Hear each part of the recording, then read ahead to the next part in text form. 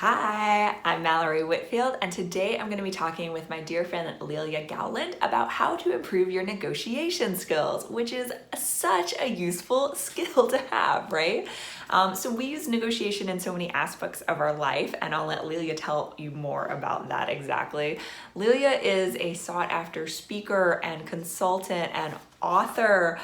She writes a lot for publications like Forbes and Harper's Bazaar, and she's also, of course, the author of this book, You Got This, The Ultimate Negotiation Guide for Professional Women.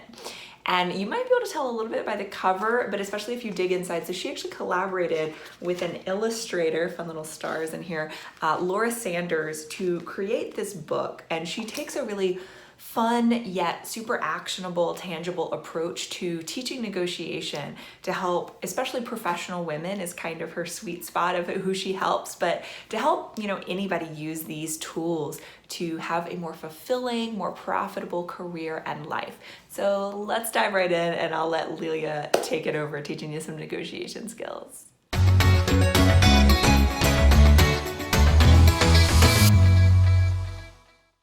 Hi, Lelia. Welcome, and thank you for joining us today. Oh, thank you so much for having me, Mallory. So you are an expert on negotiation, and I know that in your book and in your speaking, you talk a lot about a strengths-based approach to negotiation. So can you explain what that means? Absolutely. I think so often the attitudes around negotiation center, I have to be this very formal business person who negotiates in this very specific way. And what I found in working with clients and all of the sociological research about best practices when it comes to negotiations is it comes back to how you can show up authentically and as yourself and find your own authentic negotiating voice. And when I think about what that looks like for each person, a lot of it is unlearning some of the messages that you may have gotten about what professional confidence looks like, what a negotiator looks like. Because the research says that good negotiators are good listeners, they're empathetic, and they're collaborative. And for so many of the women I work with, those strengths are very much innate to them and things they may not have realized are valuable in negotiation. Yeah, and you do work primarily with women, right? And there seems to be, even when I do a Google search, one of the most popular search queries that comes up is, are women bad at negotiating, right? There's this thought about that. What do you think about that? Yeah, the prevailing narrative for a long time was women are bad at negotiating. And then the prevailing narrative became women don't ask. They're not negotiating, and that's why we see so many negative, the wage gap, we see so many negative consequences for professional women. And the reality is, I think we're told we're not good at negotiating. We're told that we're not supposed to ask. And when we shift how we think about negotiation, we actually recognize more opportunities to negotiate and we enjoy it more. So some of the most interesting research that I found on negotiation for women and gender in negotiation, and we'll pause here and take a step back and acknowledge gender is a spectrum. There's no right way to perform or exist within your gender or gender identity. And when we're talking about women, we're talking about people who identify as women in the social science research.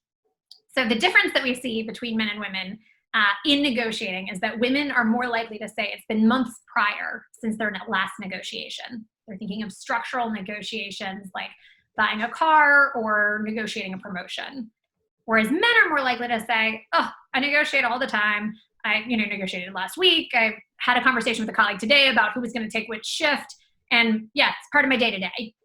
And so when women recognize more opportunities to negotiate, it both increases their confidence and helps them recognize the skills that they're already putting into practice. One kind of dynamic that I always like to share is that the exception was women with kids who say, oh, I negotiate all the time. Do you want to take a bath now? Do you want to take a bath in 15 minutes? Either way, you're taking a bath. Well, and you talk a lot about these sort of everyday examples of negotiation. If you have kids, you're negotiating all the time with them. But say if you're younger in your career or something like that, don't have kids, can you give us some other examples of what might be everyday negotiations that we might not think about, but we actually are negotiating? When you are deciding what to watch on Netflix with, one of your girlfriends comes over and you're deciding what to watch, that's a negotiation.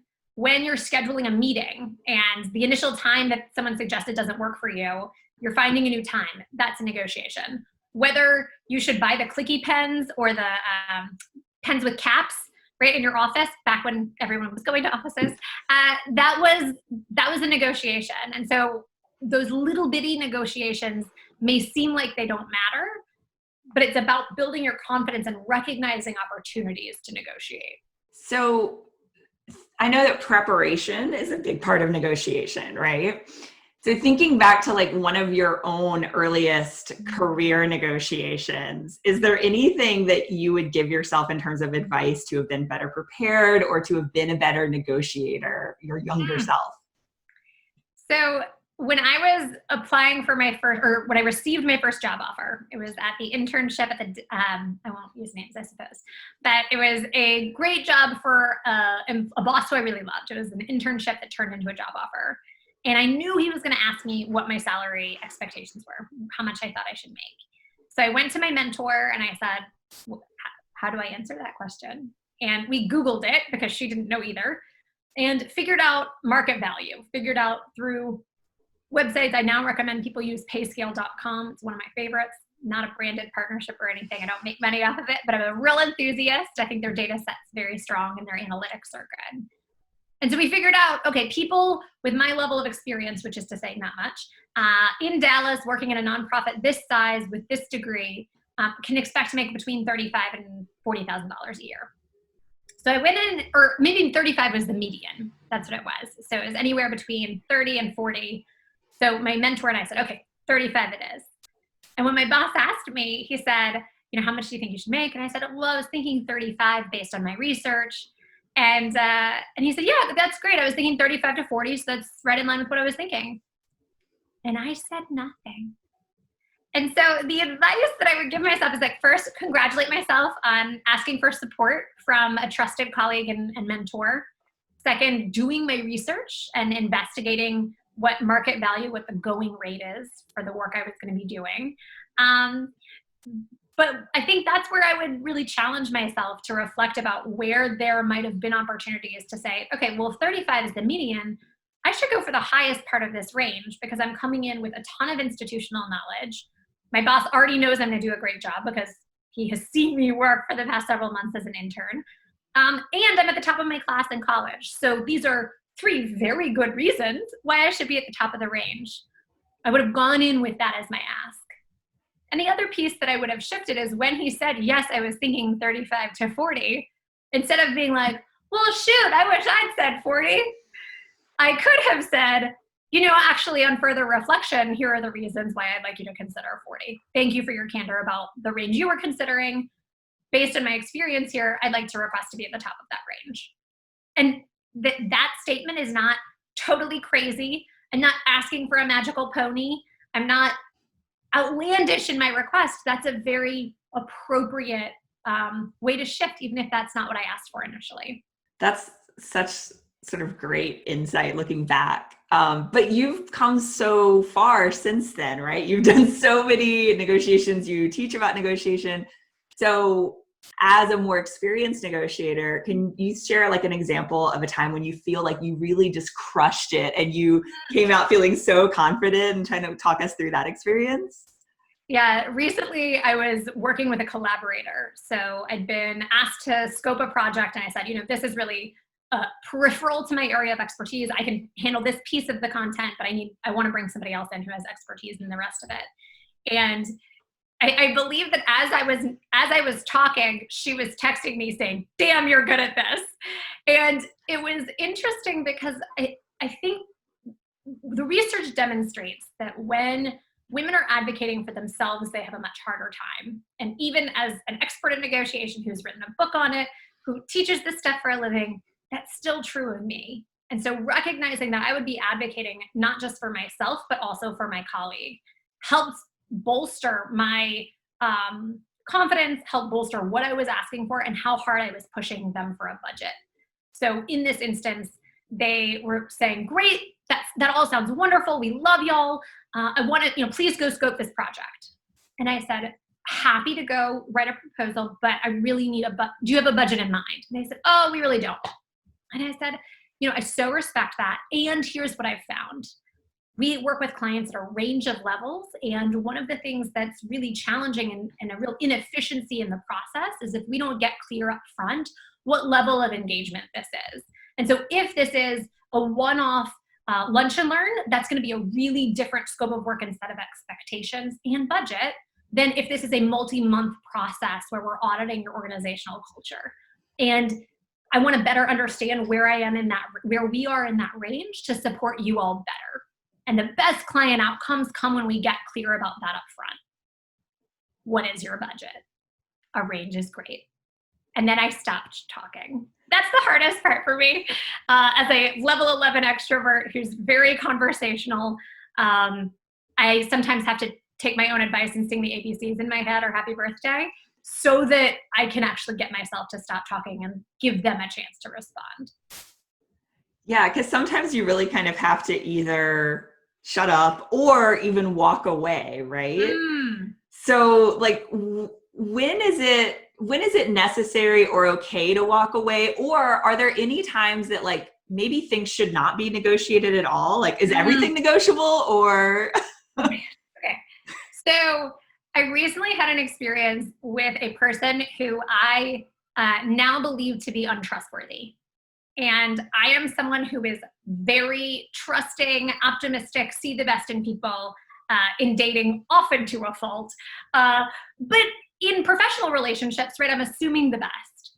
And what I realized is that this person had demonstrated in multiple instances that I couldn't trust them.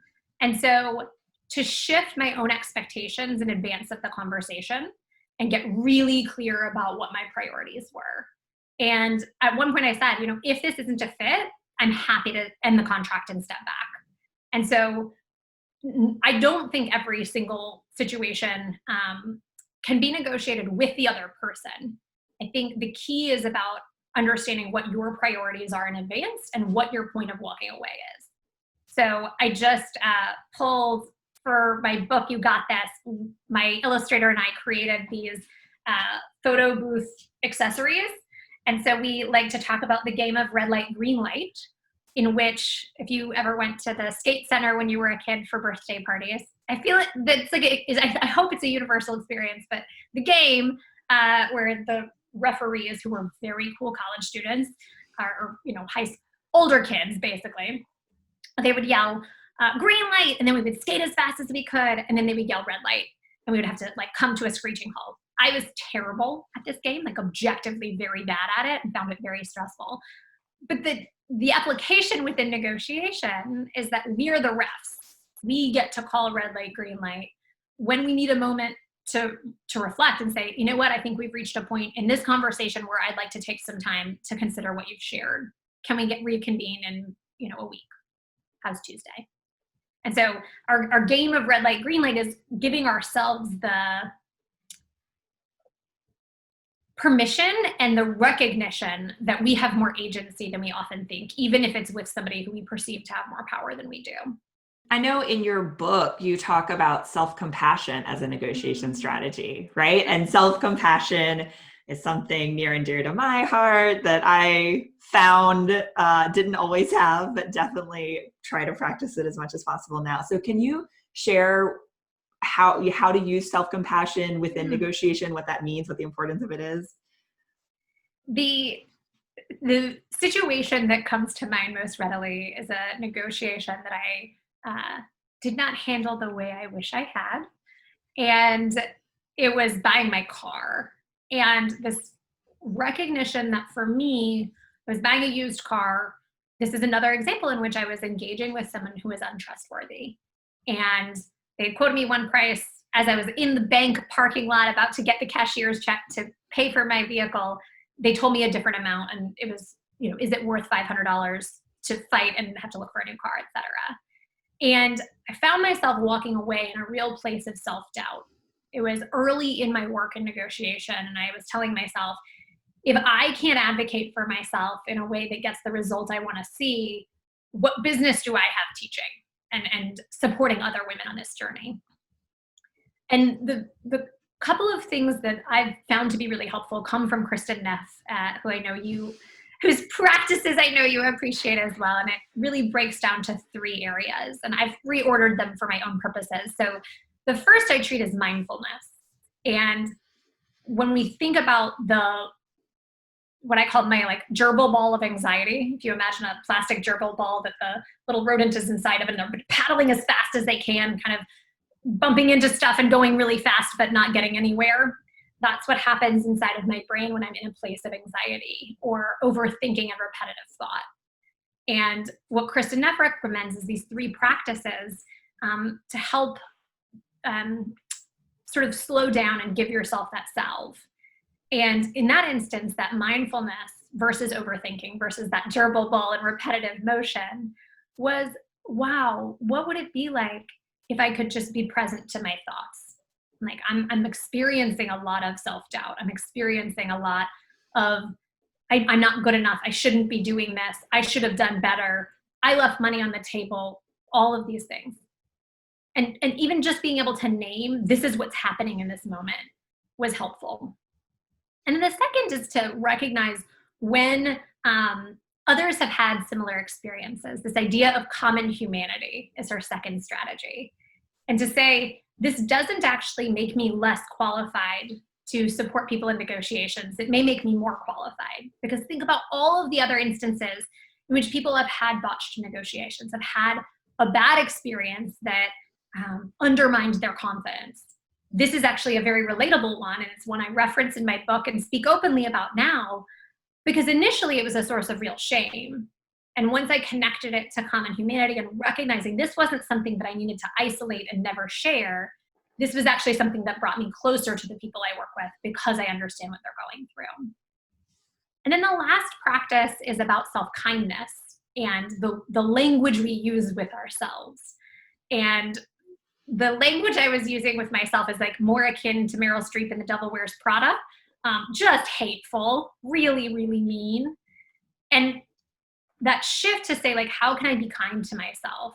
How can I forgive myself for not having done this perfectly my first time negotiating a car? Which, the data is very clear that women and people of color spend more on cars, get charged more on cars. And that there's like a whole trope about used car dealerships being inauthentic and disingenuous. So it was helpful to me to kind of rework my negotiation in the context of self-compassion, and ultimately recognizing that that negotiation doesn't need to be deemed a failure. I looked at the situation and said, okay, I didn't get exactly the price point that I expected. I think that person was untrustworthy. I can report him to the Better Business Bureau. And I got the car I wanted. I don't have to shop for a car anymore. I went in eyes wide open. I did a very appropriate cost-benefit analysis. I don't enjoy shopping for cars, used cars especially, because this one has the right number of miles. It's not orange or a color that I don't want. It's got a radio that I like, right? Like the things that were most important to me. It had all those things and I had it in hand. And so maybe I could reassess this negotiation with not just self-compassion, but also an awareness of what did work well, which was I ultimately got the car I wanted. So I feel like you've mentioned this like inauthenticity or like trustworthiness a couple times. And I know authenticity is another big part of being a good negotiator, right? Sort of understanding who you are, what you want. Mm-hmm. Can you speak to that? And how does that show up for you, the authenticity piece?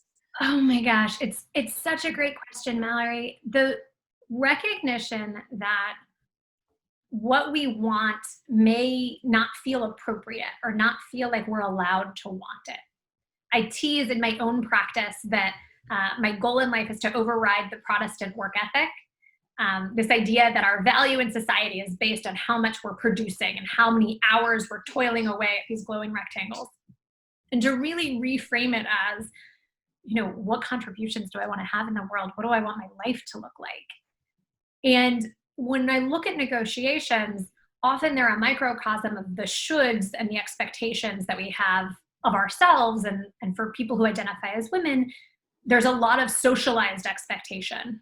I'm doing a lot of work on myself about my whiteness and identifying as a white woman and recognizing the messages I got about my performance of whiteness and my performance of gender in these settings and how that makes it harder to figure out what I want and to communicate it.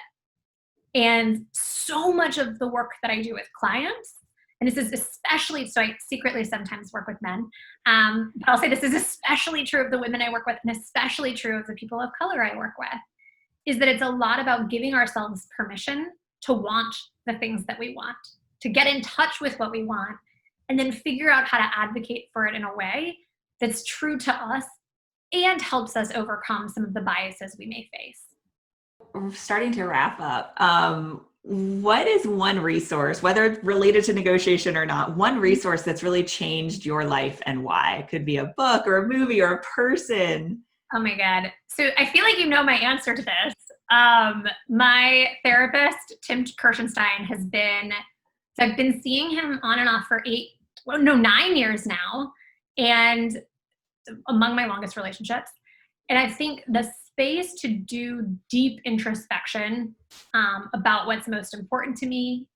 We talk a lot about the Protestant work ethic and why this impulse to work so intensely, why I have this perfectionism that I struggle with, and the need to please, and all of these things that are very much part of my socialization. Having a space to not just do the research about why from a macro level sociological standpoint I feel this way, but from a very personal individual perspective, how I navigate the world, what's most important to me, and how to communicate effectively. Absolutely been invaluable, and how he shows up in therapy informs how I show up in coaching. So he often says, if I don't, my reframe, I'm not going to get the language exactly right, but if I don't expect to be changed by my clients, how can I expect them to be changed by me? And the mutuality that comes from, even if I'm the leader, I'm responsible for taking someone through a process. I'm so grateful for the ways that I'm influenced by my clients. And that's something I learned from Tim. I think that's so true. I've been teaching a class at Tulane University for it's my first class there. And it's so true. It's like, I want to learn with you because, just because I'm the teacher doesn't mean that I'd have all the answers. Like other people might know things that I don't, even though they're the student. And Tim is amazing, and therapy is amazing. That was something I sort of avoided for a long time because I thought, compared to other people, I have it more together. Like I'm okay, but everybody can benefit from therapy, I think. Mm-hmm. So what advice would you give to your 20-year-old self or to your younger self? Brilliant question. There's a intensity that I felt I needed to engage with the world with. I kind of held things very tightly, and to give myself more permission to go with the flow and trust the process. I'm working with a coach who I just adore, Jen Vera, and she has been such a gift in helping me recognize, as I'm unfolding in my own relationship with money, for example, that I don't have to work so hard at everything, and to bring some more of that lightness to my earlier work ethic and intensity. Yeah. Give yourself some grace, right? Grace is the word that came to mind most readily. Yeah, that was something that a coach once told me, and I had trouble accepting it until years later, but I wish I had been able to live into that more fully at a younger age. Yes. Yes. Thank you so much for joining us. Can you tell us where people can find you, connect with you online elsewhere? I am at Lelia Gowland on almost every platform. That's not true. Please don't follow me on Twitter. It's not worth your time. But I'm very active on Facebook and Instagram, trying to up my game, as always, on LinkedIn. And my website is leliagowland.com. That's LELIAGOWLAND.com. Cool. Thank you so much. Thank you, Mel.